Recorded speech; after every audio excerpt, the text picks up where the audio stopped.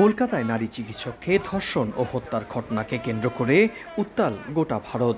ছাত্র সমাজের ডাকা নবান্ন অভিযানে ঢালাও গ্রেপ্তারের প্রতিবাদে ভারতের পশ্চিমবঙ্গে হরতাল পালন করছে রাজ্যের প্রধান বিরোধী দল বিজেপি।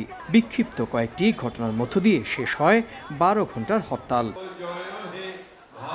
তৃণমূল কংগ্রেসের ছাত্র সংগঠনের 26তম প্রতিষ্ঠা দিবসের অনুষ্ঠানে দেয়া ভাষণে মুখ্যমন্ত্রী মমতা বন্দ্যোপাধ্যায় দাবি করেন তার নির্বাচিত সরকারকে উৎখাতের ষড়যন্ত্র করছে বিজেপি, আর সেই ষড়যন্ত্র বাস্তবায়নে সাধারণ মানুষের আবেগকে পুঁজি করে নানা অপকৌশল নিচ্ছে দলটি। কমিশনারকে সাথে নিয়ে গিয়েছিলাম।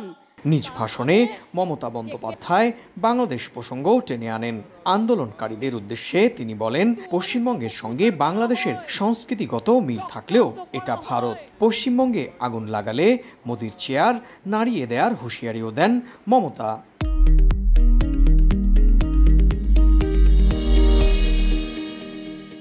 কেউ কেউ মনে করছেন এটা বাংলাদেশ, আমি বাংলাদেশকে ভালোবাসি, ওরা আমাদের মতো কথা বলে, ওদের সংস্কৃতি আমাদের সংস্কৃতি এক। কিন্তু মনে রাখবেন, বাংলাদেশ একটা আলাদা রাষ্ট্র, ভারতবর্ষ একটা আলাদা রাষ্ট্র। মোদিবাবু আপনার পার্টিকে দিয়ে আগুন লাগাচ্ছেন। মনে রাখবেন, বাংলায় যদি আগুন লাগান, আসামও থেমে থাকবে না, নর্থ ইস্টও থেমে থাকবে না, উত্তরপ্রদেশও থেমে থাকবে না। আন্দোলনরত চিকিৎসকরা দ্রুত কাজে না ফিরলে কঠিন পদক্ষেপের ইঙ্গিত দেন মমতা। বলেন, রাজ্য সরকার ব্যবস্থা নিলে কেরিয়ার নষ্ট হয়ে যাবে অনেকের, যদিও এমনটা হোক চান না বলেও জানান মমতা।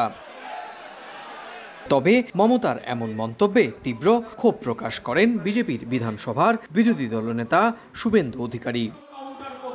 গেল 9 আগস্ট কলকাতায় এক নারী চিকিৎসক ধর্ষণ ও খুন হন। ঘটনার 16 দিন পেরিয়ে গেলেও এখনো পর্যন্ত সিবিআই কাউকে গ্রেপ্তার করতে পারেনি।